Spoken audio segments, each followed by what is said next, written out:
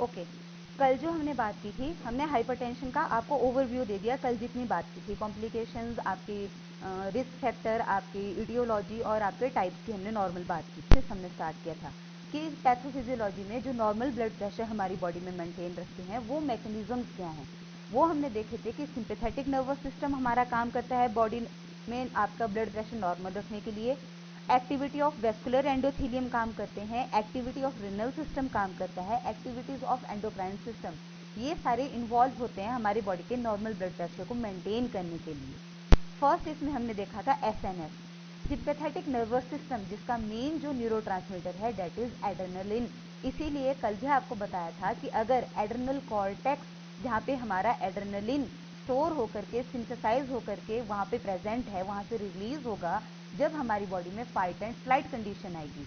तो adrenal cortex का अगर किसी को ट्यूमर है तो वो भी क्या है, वो भी over activation of sympathetic nervous system देता है। नॉर्मली ये क्या करते हैं, हमारे बॉडी टेम्परेचर को नॉर्मल रखने में हेल्प करते हैं। ठीक है, इतनी सी चीज़। इसी में हमने देखा था कि ये जब हमारे क्या होता है, ब्लड प्रेशर लो होता है तो वहाँ पे बैरो रिसेप्टर प्रेजेंट हैं। वो रिसेप्टर्स क्या करते हैं, सिग्नल भेजते हैं किसको, हमारे जो कार्डियोवैस्कुलर सेंटर हैं ब्रेन में, बेसिकली मेडुला में, वहाँ पे सिग्नल भेजते हैं। वहाँ से फर्दर सिग्नल आते हैं तो हमारा क्या होता है, सिंपैथेटिक सिस्टम एक्टिवेट होता है। पैरासिम्पैथेटिक जो रेस्ट एंड डाइजेस्ट कंडीशन है वो काम डाउन हो जाती है, वो स्लो हो जाती है, जिसका ओवरऑल इफेक्ट क्या आता है कि हमारा ब्लड प्रेशर इंक्रीज हो जाता है। In case of adrenal cortex tumour और ओवर एक्टिवेशन ऑफ एसएनएस, ये क्या हो जाता है, हाइपरटेंशन कॉज करता है। ये मैकेनिज्म वहाँ पे इन्वॉल्वमेंट देता है। सेकंड हमने बात की थी activity of vascular endothelium.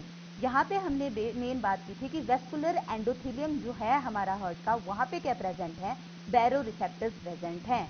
High blood pressure होगा तो वहाँ पे हाई बैरो रिसेप्टर्स की फायरिंग होगी, अगर लो ब्लड प्रेशर होगा तो वहाँ पे लो बैरो रिसेप्टर की फायरिंग होगी। तो ये क्या करेंगे फर्दर, अगेन जैसे सिंपैथेटिक नर्वस सिस्टम में है कि पर्टिकुलर न्यूरोट्रांसमीटर पर्टिकुलर सिस्टम के आपके क्या करेंगे, बैरो रिसेप्टर के सिग्नल को रीड करके वहाँ पे रिलीज होंगे, अपनी एक्टिविटी शो करेंगे। सेम यहाँ पे भी ये बैरो रिसेप्टर्स क्या करेंगे, पर्टिकुलर आपके क्या करेंगे, कार्डियोवैस्कुलर सेंटर मेडुला में, ब्रेन में, उनको सिग्नल भेजेंगे, उनकी एक्टिविटी को इंक्रीज या डिक्रीज करेंगे अकॉर्डिंग टू बॉडी डिमांड। अगर इंक्रीज है ब्लड प्रेशर तो क्या करेंगे, जो आपका क्या है, कार्डिक इनहिबिटरी सेंटर, नाम बता रहा है कि जो कार्डिक को इनहिबिशन देगा उसको ये क्या करेंगे, इंक्रीज कर देंगे। कार्डिक एक्सेलेटर सेंटर जो एक्सेलरेट करेंगे कार्डिक वर्क को, उसको क्या करेंगे, उसको भी थोड़ा डिक्रीज कर देंगे। वैसोमोटर सेंटर जो पूरा कार्डिक आपका संभाल के रख रहा है काम, उसको भी क्या करेंगे, डिक्रीज कर देंगे। क्यों, ये कम क्यों चाहिए, क्यों, क्योंकि आपका ऑलरेडी इंक्रीज है बीपी। तो उस केस में ये क्या करेंगे, कार्डिक आउटपुट डिक्रीज कर देंगे, वेजोडाइलेशन शो कर देंगे ताकि ब्लड प्रेशर ड्रॉप हो जाए और होम्योस्टेसिस मेंटेन हो जाए। दूसरे केस में डिक्रीज ब्लड प्रेशर में यही बैरोरिसेप्टर की फायरिंग कम हो जाएगी, इनहिबिटरी सेंटर को ये कम कर देंगे, एक्सेलरेटर और वेसोमोटर सेंटर को इंक्रीज कर देंगे ताकि कार्डिक आउटपुट इंक्रीज हो और आपका वेसोकंस्ट्रिक्शन हो, ताकि वहां पे क्या आए, ब्लड प्रेशर इंक्रीज आए। अगर ये डिक्रीज ब्लड प्रेशर वाला बैरोरिसेप्टर जहां फायरिंग कम हो रही है, अगर ये क्या हो जाए आपका बहुत टाइम के लिए यही मैकेनिज्म चलता रहे, ओवर एक्टिवेशन हो जाए इन वेस्कुलर एंडोथेलियम बैरोरिसेप्टर्स फायरिंग की, तो भी क्या होता है, आपके वहाँ पे हाइपरटेंशन कॉज होती है। This is another mechanism.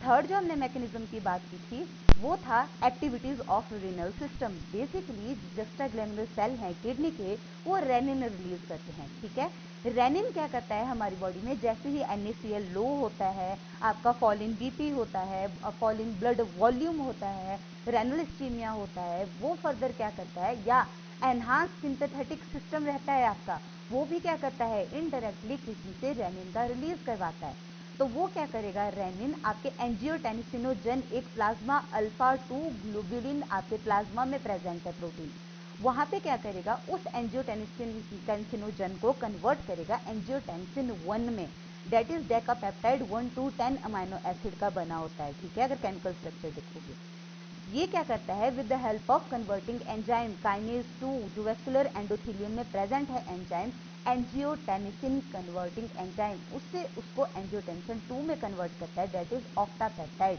जो क्या है 1 to 8 अमाइनो एसिड चेन से बना हुआ है। यही एंजियोटेंसिन 2 कल भी बताया, फिर बता रही हूँ, राइज इन बीपी के लिए और इंक्रीज ब्लड वॉल्यूम के लिए रिस्पॉन्सिबल है।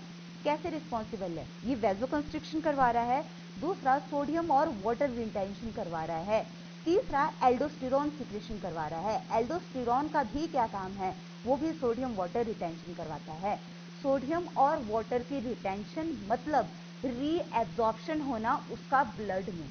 अगर वहाँ पे क्या होगा, आपके ब्लड में जो यूरिन में एक्सक्रीट आउट होना था सोडियम और वाटर, वो with the help of angiotensin 2 और एल्डोस्टेरोन की हेल्प से आपके ब्लड में चला जाएगा।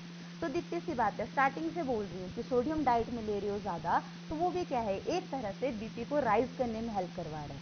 वाटर और सोडियम, आयन की और वाटर की आपकी क्या हो रही है, कंटेंट प्लाज्मा में इंक्रीज हो रहे हैं, ब्लड में इंक्रीज हो रहे हैं, तो वो क्या करेंगे, ब्लड वॉल्यूम को इंक्रीज करेंगे। ठीक है, वो नॉर्मल सा फिनोमिना है कि अगर आप वहाँ पे क्या करोगे, कंटेंट को इंक्रीज करोगे ब्लड के, तो वो भी क्या है, ब्लड वॉल्यूम भी इंक्रीज होगी।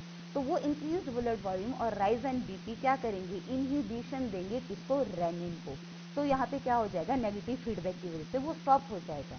बट अगर activity of renal system enhanced रहे, ओवर एक्टिवेट रहे, या आपका सिंथेटिक सिस्टम एक्टिवेट रहे, ओवर एक्टिवेट रहे, तो क्या होगा, ये आपका कैरी ऑन होता रहेगा, इसकी इनहिबिशन नहीं होगी। तो क्या है, जहाँ इसने नॉर्मल करना था लो आपके बीपी को, वहाँ पे ये क्या कर रहा है, उसी को हाइपरटेंसिव बना रहा है। क्लियर इतनी सी चीज़? इसी में आपको फर्दर और भी दिए हुए हैं, एंजियोटेंसिन 3 एंड एंजियोटेंसिन 4। ये क्या है पर्टिकुलरली, एंजियोटेंसिन 3 और 4, ये पर्टिकुलरली क्या है, ये दोनों चीजें एंजियोटेंसिन 3 और एंजियोटेंसिन 4 ये क्या कर रहे हैं, एंजियोटेंसिनेसिस की हेल्प से क्या कर रहे हैं, इन एक्टिव फ्रेगमेंट में कन्वर्ट हो जाते हैं। तो इन दोनों का बॉडी में इतना इंपॉर्टेंट रोल प्ले नहीं होता है। फिर भी जो एंजियोटेंसिन 3 है वो आपको एरो करके दिखाया हुआ है कि वो एल्डोस्टेरॉन के सिक्रेशन में हेल्प कर रहा है। बट जो एंजियोटेंसिन 4 है वो ह्यूमन में अभी तक कोई इंपॉर्टेंट रोल प्ले में नहीं देखा गया है। बट वो स्टिल हमें ये पता है स्टडी से कि एंजियोटेंसिन 3 और एंजियोटेंसिन 4 फर्दर 2 से आपके बनते हैं with the help of amino peptidase. तो यहाँ पे जो आपको फ्लो चार्ट दिया हुआ है वो ऑल ओवर दिया हुआ है। ठीक है, वो ऐसा नहीं है कि सिर्फ एंजियोटेंसिन 2 तक दिया हुआ है। ये क्या है, एक अनदर मैकेनिज्म जो हमारी बॉडी के ब्लड प्रेशर को नॉर्मलाइज करता है। ठीक है, नेक्स्ट आ जाता है activity of endocrine system. Endocrine system क्या करता है, when the angiotensin 2 is stimulated in the adrenal cortex it will secret aldosterone. Endocrine adrenal cortex जो है आपका, बेसिकली वहां से आपका एल्डोस्टेरॉन रिलीज हो रहा है। हमने पिछले ही फ्लो चार्ट में देखा कि एल्डोस्टेरॉन क्या हो रहा है, एड्रेनल कॉर्टेक्स से रिलीज हो रहा है। एड्रेनल कॉर्टेक्स अंडर आता है एंडोक्राइन सिस्टम और बेसिकली आपका क्या करता है, वो आपके सोडियम वाटर की रिटेंशन करवा रहा है बीपी को राइज करने में, और दूसरा क्या करने में, आपके ब्लड वॉल्यूम को राइज करने में हेल्प कर रहा है। तो ये क्या है, अगर ये आपके एल्डोस्टेरॉन की भी ओवर एक्टिवेशन रहे, एंडोक्राइन सिस्टम भी ओवर एक्टिवेट रहे, तो भी क्या है, वो भी अगेन वही वाली चीज होगी जो रेनिन में देखी। The aldosterone will stimulate the kidneys to retain sodium and water, और क्या करेगा, thus the BP and cardiac output will get increase. हमने अभी रेनिन में देखा, वही चीज यहाँ पे इन्होंने अलग करके एंडोक्राइन सिस्टम में बताई है, सिर्फ स्पेसिफिकली एल्डोस्टेरॉन के लिए। ठीक है, कि एंजियोटेंसिन 2 आपका अगर रिलीज होता रहे, रेनिन सिस्टम ओवर एक्टिवेट रहे, तो एंडोक्राइन सिस्टम भी क्या है, जो एल्डोस्टेरॉन रिलीज हो रहा है एड्रेनल कॉर्टेक्स से, वो भी क्या है, वो भी ओवर एक्टिवेट कंडीशन में रहेगा, वो भी क्या करेगा, आपका क्या करेगा, हाइपरटेंशन बनाएगा। तो ये जो चारों मैकेनिज्म है, चाहे रेनिन है, चाहे एंडोक्राइन सिस्टम है, वेस्कुलर एंडोथेलियम एक्टिविटी है, या सिंपैथेटिक नर्वस सिस्टम है, ये हमारी बॉडी के, जैसे हमने इन्फ्लामेशन में देखा कि हमारी बॉडी का क्लॉटिंग सिस्टम या अदर कैस्केड क्या कर रहे हैं, हमारी इन्फ्लामेशन साइन एंड सिम्टम्स को देने के लिए या वहाँ पे रिकवरी हीलिंग के लिए रिस्पॉन्सिबल हैं। वैसे ही ये वाले यहाँ जो सिस्टम है ये कंपनसेशन कर रहे हैं हमारी बॉडी में, रेनिन, एंडोक्राइन, वेस्कुलर और आपका एसएनएफ। ठीक है, ये हमारी बॉडी की कंपनसेशन में हेल्प कर रहे हैं। मीन्स हमारी बॉडी में किसी भी कंडीशन में अगर लो बीपी होता है तो ये हाई करवाएंगे, हाई भी हो रहा है तो यही क्या करेंगे, उसको लो करने में भी हेल्प करेंगे। अभी हमने देखा कि पॉजिटिव फीडबैक तो आ रहा ही है जब लो बीपी हो रहा है, बट वही चीज़ रिलीज होकर के जब बीपी को नॉर्मल कर रही है तो वही क्या कर रहा है, इनहिबिटरी इफेक्ट दे रहा है, वही नेगेटिव फीडबैक दे रहा है। तो ये चारों सिस्टम क्या है, आपके बॉडी के बीपी को नॉर्मल करने में एक कंपनसेशन देते हैं, एक हेल्प अपनी दिखाते हैं। बट अगर यही सिस्टम ओवर एक्टिवेट रहे, एक्साइट कंडीशन में रहे, तो क्या है, वहाँ पे हाइपरटेंशन बन जाएगी। इसीलिए ये पैथोजेनेसिस या पैथोफिजियोलॉजी ऑफ हाइपरटेंशन में आपको चारों सिस्टम कि ये मेन चार सिस्टम की ओवर एक्टिवेशन से क्या हो रहा है, हमारे बॉडी में हाइपरटेंशन बन रही है। यहीं पे आपका सोडियम भी आ गया। अगर कोई पर्सन ओबीज है या उसको किडनी कोई प्रॉब्लम है, डिसफंक्शनिंग है, या उसका कोई ब्रेन ट्यूमर है, वहाँ पे भी क्या है, एसएनएस सिस्टम है, अभी बोला न्यूरो ट्रांसमीटर एड्रेनलिन, वहाँ से न्यूरॉन से रिलीज होता है, ब्रेन से रिलीज होता है। बैरोरिसेप्टर सिग्नल कहाँ भेज रहा है, मेडुला को, ब्रेन को। तो अगर कोई भी आपके इनमें से इटियोलॉजी में जो रीजंस बताए, अगर कोई भी रीजन है तो वो इन आपके पैथोजेनिक इनकी कंपनसेटरी मैकेनिज्म की वजह से, इन पर्टिकुलर मैकेनिज्म की वजह से क्या कर रहे हैं, हाइपरटेंशन कंडीशन बना रहे हैं। ठीक है जी। अब इसके बाद आ जाते हैं क्लिनिकल मैनिफेस्टेशंस या क्लिनिकल फीचर्स कि कैसे हम पता लगाएंगे किसी पेशेंट को हाइपरटेंशन है। Sometimes the high blood pressure does not cause any symptom, so that it is known as silent killer disease. कई बार क्या होता है, हाइपरटेंशन बनी रहती है बट कोई नॉर्मल सिम्टम्स नहीं आते, और अगर आते भी हैं तो वो एसिम्टोमेटिक की तरह होते हैं कि हम उन्हें रीड ही नहीं कर पाते हैं। ठीक है, क्यों? क्योंकि फिर समझा चुकी हूँ, लाइफस्टाइल चेंजेस की वजह से जितना पहले ह्यूमन वर्कआउट करता था अब उतना नहीं हो पाता है। क्यों? डेस्क जॉब है, सिटिंग जॉब्स हैं, तो उतना वर्कआउट नहीं हो पाता। और आपको पता है फास्ट फूड और ऑयली फूड जितना अब बनने लगा है उतना पहले नहीं था।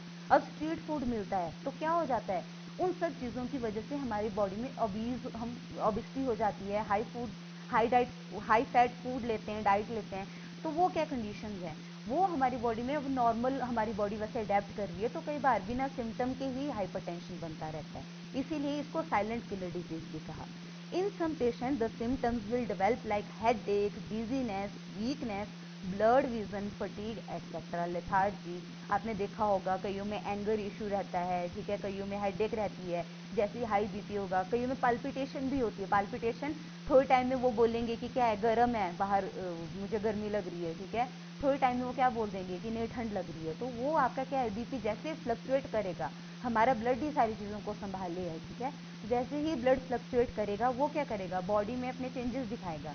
तो ये हेडेक, डिजीनेस मतलब कि लेथार्जी फील करना, फटीग सा रहना, ठीक है, डीजी से रहना, वो वीकनेस रहती है, ब्लड ही आपका प्रॉपर नहीं मिल पा रहा, तो क्या होगा, वीकनेस तो दिखेगी, ब्लड विजन्स हो जाते हैं कई बार, ठीक है। In secondary hypertension symptoms related to the disease. ये प्राइमरी की बात की, अगर प्राइमरी हाइपरटेंशन है तो ये सिम्टम आएंगे। अगर सेकेंडरी में होगा तो पहला सिम्टम क्या होगा, जिसकी डिजीज है, किडनी की डिजीज है तो वो सिम्टम आएगा, आपकी ब्रेन ट्यूमर है वो सिम्टम आएगा, उसको टाइम से ठीक कर दोगे, हाइपरटेंशन नहीं बनेगी। वो टाइम से डिटेक्ट नहीं हुआ, उसके सिम्टम नहीं आए, तो वो क्या है, वो आपके सेकेंडरी उसमें आ जाएगा हाइपरटेंशन में। नेक्स्ट आ जाता है डायग्नोस्टिक इवेल्युएशन, कि हम डायग्नोसिस कैसे करेंगे, पता कैसे लगाएंगे। क्लिनिकल फीचर तो अलग चीज़ हो गए, साइन और सिम्टम अलग चीज़ हो गए। डॉक्टर आया, डॉक्टर ने आपसे पूछा कि क्या क्या हुआ है, मेडिकल ऑफिसर ने क्या क्या हुआ है, क्या क्या नहीं हुआ है, देन उसके बाद क्या करेगा, वो आपको कुछ टेस्ट लिखेगा, डायग्नोस्टिक इवेल्युएशन करेगा, वो उन रिजल्ट्स को देखेगा, तब वो कंफर्म होगा कि आपको वो पर्टिकुलर डिजीज है। तो डायग्नोस्टिक इवेल्युएशन वो डायग्नोस्टिक टेस्ट जो हमें करने पड़ेंगे उस पर्टिकुलर डिजीज को डायग्नोज करने के लिए, आइडेंटिफाई करने के लिए। या तो हिस्ट्री कलेक्शन करो, फिजिकल एग्जामिनेशन करो, मीन्स ये सारे साइन सिम्टम पूछो, उसकी हिस्ट्री पूछो कि आपके फैमिली में किसी को हाइपरटेंशन तो नहीं है, ठीक है, या कोई अदर कंडीशन तो नहीं है। Medical history of diabetes mellitus, ऐसा तो नहीं है उसको डायबिटीज़ मेलाइटस है पहले से, ठीक है, मेडिकल हिस्ट्री देखो कि उसको पहले कौन सी डिजीज़ है या पहले कौन सी मेडिकेशन ले रहा है। कई बार मेडिकेशन की वजह से भी आपका क्या हो जाता है, हाइपरटेंशन बन जाती है। आप ठीक है, आप कोई अदर ड्रग ले रहे हो जिसकी वजह से अलग ऑर्गन अफेक्ट हो रहे हैं, तो वो भी क्या है, कई बार हाइपरटेंसिव कंडीशन या कार्डिक आपकी कोई ड्रग वो शो कर रही है, एडवर्स इफेक्ट शो कर रही है, तो उसमें भी क्या आ जाता है, कई बार ड्रग्स भी आपके हाइपरटेंशन कॉज करती है। तो medical history of diabetes mellitus plus वो कोई ड्रग्स तो नहीं ले रहा है, वो उसके बारे में पता करो। कंप्लीट ब्लड काउंट चेक करो कि ब्लड काउंट प्रॉपर है कि नहीं उसका।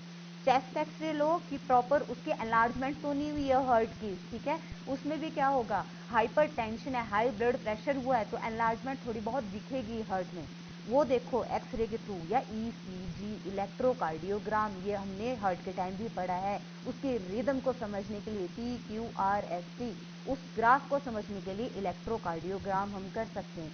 वहीं से हमारे डिफाइन हो जाएगा कि जो कार्डिक साइकिल है 0.8 सेकेंड प्रॉपर चल रही है या नहीं चल रही है, वहां से भी डिफाइन हो जाएगा हाइपरटेंशन है या हाइपोटेंशन है। ठीक है, तो ये डायग्नोस्टिक इवेल्युएशन की पता कैसे करेंगे, डायग्नोज कैसे करेंगे कि हाइपरटेंशन है या नहीं। नेक्स्ट आ जाता है मैनेजमेंट। अब मैनेज कैसे करेंगे, चलो कंफर्म हो गया कि हाइपरटेंशन है। मेनली दो वे से हाइपरटेंशन को ठीक करते हैं, या तो लाइफस्टाइल मॉडिफिकेशन कर दो, नॉर्मल सी चीज़ है, अभी आपको बोला लाइफस्टाइल चेंजेस एक मेन रीज़न है हाइपरटेंशन का आज की डेट में। या तो लाइफस्टाइल मॉडिफिकेशन कर दो, सोडियम लो डाइट लेने लग जाओ, आपको पता है मार्केट में लो सोडियम आपका वो आता है, सॉल्ट आता है, ठीक है, तो वो लेना शुरू कर दो, फिजिकल वर्कआउट करना शुरू कर दो, ठीक है, और हाई जो फैट डाइट है वो लेना बंद कर दो, तो नॉर्मली आपका हाइपरटेंशन ठीक हो जाएगा। फिर आ जाती है फार्माकोलॉजिकल थेरेपी। फार्माकोलॉजिकल थेरेपी जैसे अगर रेनिन सिस्टम, रास सिस्टम ओवर एक्टिवेट हुआ है तो रेनिन एंजियोटेंसिन, उनकी angiotensin inhibitor, ACE inhibitor, angiotensin converting enzyme inhibitor drug आती हैं, या सिंथेटिक सिस्टम में बेसिकली आ जाते हैं। जो आपका एड्रेनलिन है वो बॉडी पे अलग रिसेप्टर पे काम करता है, जो हम बोल रहे हैं कि उससे वेजोकंस्ट्रिक्शन हो रही है, ये हो रहा है, वो बॉडी में जाकर के रिसेप्टर होते हैं अल्फा और बीटा रिसेप्टर, उनके भी इनहिबिटर्स आते हैं कि क्या है, हम रिसेप्टर ही ब्लॉक कर देंगे तो सिंथेटिक अगर ओवर एक्टिवेट भी हुआ है तो वो काम करना बंद कर देगा। ठीक है, तो वो क्या है, वो फार्माकोलॉजिकल थेरेपी है, उसको मैनेज करने के लिए, हाइपरटेंशन को मैनेज करने